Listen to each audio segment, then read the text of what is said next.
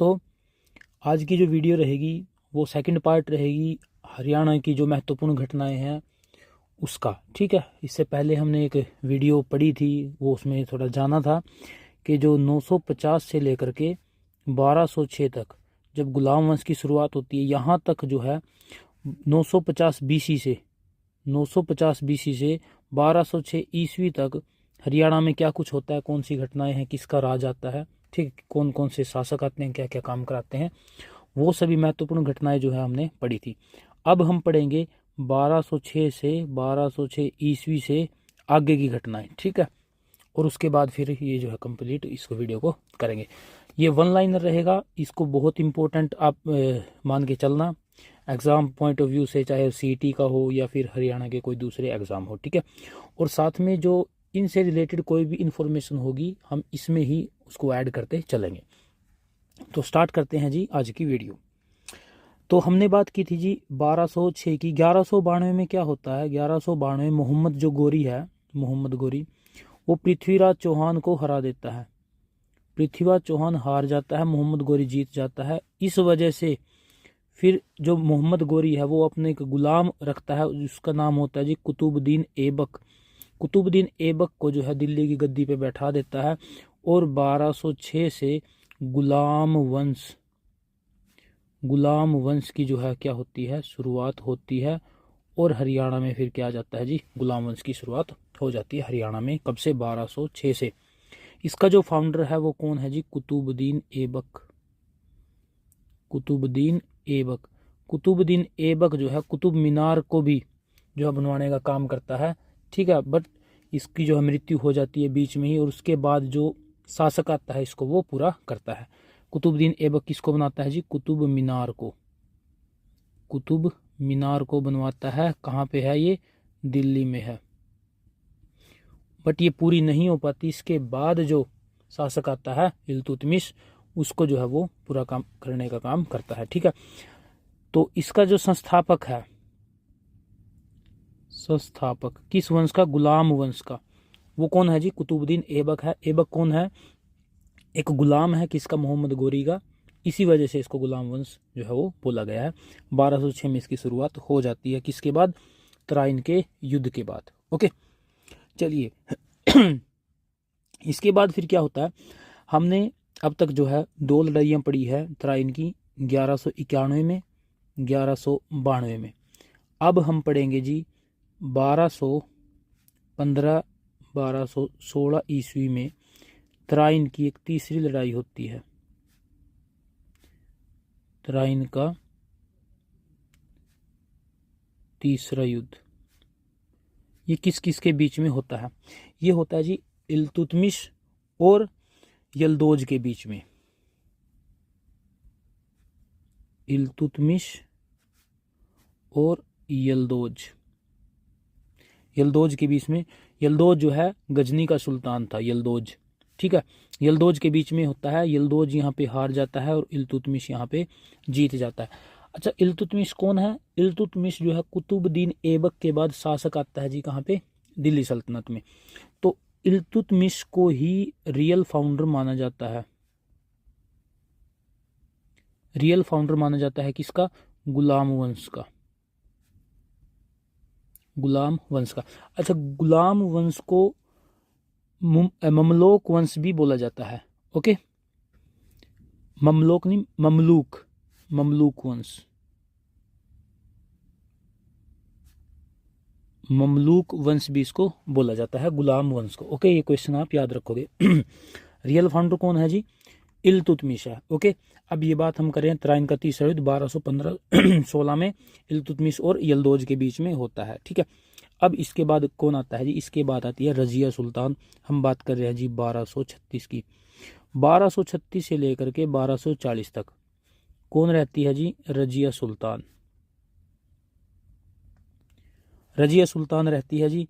ठीक है, रजिया सुल्तान कौन बनती है जी? यहाँ पे दिल्ली की गद्दी पे बैठ जाती है जी। एकमात्र महिला है, मुस्लिम महिला शासक है जिसने दिल्ली की गद्दी पे बैठने का काम किया है। 1236 में बैठती है। 1240 में कैथल में कुछ लोगों ने मिल करके ही इसकी हत्या कर दी थी। अच्छा, क्वेश्चन ये भी आ सकता है कि इसके पति का नाम क्या था? अल्तुनिया। अल्तुनिया, ठीक है, ये बात आप याद रखोगे। ठीक है, तो रजिया सुल्तान के बारे में याद रखोगे, कैथल में जो है इसको मारा गया था। उसके बाद फिर क्या आता है जी, 1266 से लेकर के 1287 तक हरियाणा में अब किसका काल आता है जी? ये शासन काल आता है बलबन का। बलबन का शासन आता है जी, और बलबन अपनी बहुत ज्यादा कूटनीतियों के बारे में जाना जाता है। ठीक है, बलबन ने एक स्टार्ट किया था जिसको बोलते हैं इक्ता सिस्टम। क्या सिस्टम स्टार्ट किया था? इक्ता सिस्टम भी जो है वो किसने स्टार्ट करता है जी? बलबन जो है वो स्टार्ट करता है। इंपॉर्टेंट क्वेश्चन है, डायरेक्ट पूछा जा सकता है कि इक्ता सिस्टम जो है वो किस राजा ने, किस शासक ने जो है वो स्टार्ट किया था? बलबन जो है इसकी शुरुआत करता है। ओके, उसके बाद देख तो 1206 से लेकर के 1290 तक क्या पढ़ा है हमने? गुलाम वंश की बात हमने की है। अब हम बात कर रहे हैं 1287 की, तो इसके बाद 1290 में क्या खत्म हो जाएगा जी? गुलाम वंश खत्म हो जाएगा। और फिर 1290 में किस वंश की स्थापना होती है जी? हरियाणा पर किसका अधिकार हो जाता है? खिलजी वंश का। खिलजी वंश कब स्टार्ट होता है जी? 1290 में जो है वो खिलजी वंश स्टार्ट होता है। 1290 से कब तक चलता है जी? 1290 से 1320 तक जो है किसका अधिकार रहता है जी? खिलजी वंश का अधिकार रहता है। अच्छा, 1290 से 1320 तक तो क्या है? खिलजी वंश है। इसके बाद कौन आता है जी? 1320 से लेकर के 1413 तक, 1413 तक चलता है जी तुगलक वंश। तुगलक वंश चलता है। उसके बाद फिर कौन आता है जी? 1414 से 1451 तक चलता है जी सैयद वंश। और उसके बाद फिर क्या आता है जी? लोधी वंश आता है। 1451 से लेकर के 1526 फर्स्ट बैटल ऑफ पानीपत होती है 1526 में। बाबर जो है वो मुगल शासन जो है वहां से स्टार्ट करता है। और इस समय ये कौन सा वंश होता है जी? लोधी वंश जो है होता है। ओके, आप ये बातें याद रखोगे। तो 1290 में कौन आ गया जी?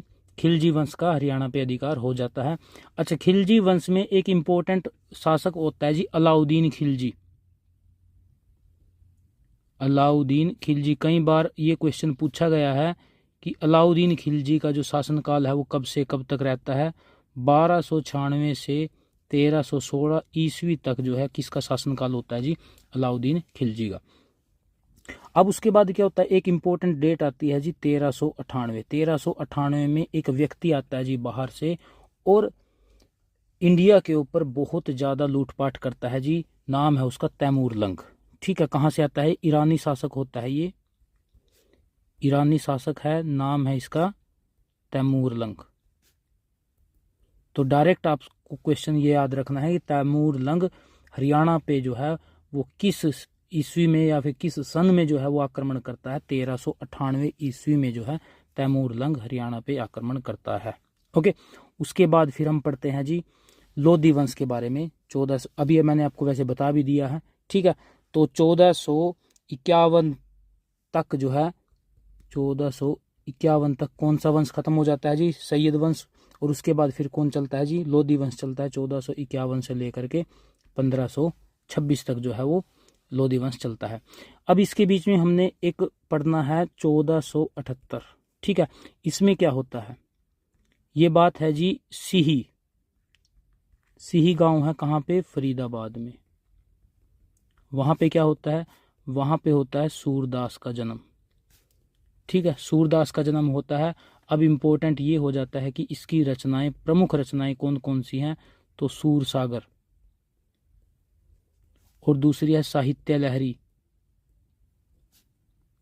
ये कुछ इंपॉर्टेंट रचनाएं हैं, और भी बहुत सी हैं, जैसे नल दमयंती है, सूर सारावली है। ठीक है, तो ये सारी की सारी रचनाएं किसकी हैं? सूरदास जी की हैं। कहाँ पे जन्म होता है जी? सीही फरीदाबाद में 1478 में जो है इनकी जन्म होता है। अच्छा, कई बार पूछ सकते हैं कि भाषा कौन सी रही है? सूरदास की जो भाषा है वो कौन सी रही है, तो इनकी भाषा है ब्रज भाषा। ओके, उसके बाद हम पढ़ते हैं जी 1526 के बारे में। 1526 में कौन होता है जी, बाबर आता है जी, इंडिया में भारत पर आक्रमण करता है बाबर। ठीक है, अब बाबर को जो है वो एंट्री कराते हैं हरियाणा में। तो हिसार का एक फौजदार है हमीद खां, हिसार का फौजदार कौन है जी, हमीद खां। ठीक है, तो हमीद खां ने जो है बाबर के साथ क्या करता है, वही लड़ाई करता है। कब करता है, 1525-1526 में। 1525-1526 की ये बात है। हिसार का फौजदार है हमीद खां, बाबर के साथ लड़ाई करता है, बाबर जीत जाता है, हमीद खां यहाँ पे हार जाता है। उसके बाद फिर 1526 में 21 अप्रैल 1526 में जो है वो पानीपत का प्रथम युद्ध होता है इब्राहिम लोदी और बाबर के बीच में। बाबर और इब्राहिम लोदी के बीच में युद्ध होता है। इब्राहिम लोदी हार जाता है, बाबर यहाँ पे जीत जाता है। और इसके बाद फिर किसकी शुरुआत होती है जी, इसके बाद शुरुआत होती है यहाँ पे मुगल शासन की। मुगल शासनकाल यहाँ से जो है वो शुरू हो जाता है। ओके, इसके बाद हम पढ़ेंगे जी मुगल शासन। ओके, ये इंपॉर्टेंट है। अच्छा, बाबर की अगर हम बात करते हैं तो 1526 में पानीपत का पहला युद्ध होता है। उसके साथ साथ इसने 3-4 युद्ध और किए थे, वो भी मोस्ट इंपॉर्टेंट रहने वाले हैं अपने साथ। तो बाबर ने यहाँ पे कौन कौन से युद्ध करे हैं जी, 3 युद्ध आपको जो है वो बहुत ज़्यादा अच्छे से याद रखने हैं। कौन कौन से हैं वो 3 युद्ध, 1527 का युद्ध, 1528 का युद्ध और 1529 का युद्ध। इन सभी में जो है वो बाबर जीतता है। 1527 का युद्ध होता है जी खानवा का युद्ध, और 1528 का युद्ध होता है जी चंदेरी का युद्ध। चंदेरी कहाँ पे, मध्य प्रदेश में। और 1529 का जो युद्ध होता है वो बोला जाता है जी घाघरा युद्ध। अच्छा, अब ये किस किस के बीच में होते हैं, ये होते हैं यहाँ पे बाबर तीनों युद्ध जो है बाबर लड़ता है। यहाँ पे खानवा का युद्ध किसके साथ लड़ा जाता है जी, ये राणा सांगा के साथ। और ये चंदेरी का युद्ध जो है किसके साथ लड़ा जाता है, राजपूत शासक होता है जी मेदिनी रॉय, इसके साथ लड़ा जाता है। और जो घाघरा का युद्ध है ये किसके साथ लड़ा जाता है जी, अफगानी व्यक्ति है एक महमूद लोदी। इन सभी में ये तीनों के तीनों हार जाते हैं और यहाँ पे बाबर जो है वो जीत जाता है। और यहाँ पे पूरे के पूरे भारत पे जो है हम बात कर सकते, पूरे के पूरे भारत पे जो है वो नॉर्थ इंडिया पे किसका शासन हो जाता है जी, बाबर का शासन हो जाता है। और यहाँ से किसकी शुरुआत होती है जी, मुगल शासनकाल यहाँ से स्टार्ट हो जाता है। तो ये 3-4 आपको याद रखने हैं। युद्ध है 1526 का, 1527 का खानवा का, 28 का चंदेरी का और 29 का घाघरा का। खानवा का युद्ध किसके साथ हुआ था, राणा सांगा। चंदेरी का युद्ध मेदिनी रॉय और घाघरा का युद्ध महमूद लोदी के साथ हुआ था। ओके, तो दोस्तों ये आज की वीडियो यहाँ पे हम ख़त्म करते हैं। इसके बाद जो नेक्स्ट पार्ट 3 आएगा उसमें हम मुगल शासनकाल पढ़ेंगे और आगे का जो भी रहता है हमारा उसको हम कवर करने की कोशिश करेंगे। Okay, thank you.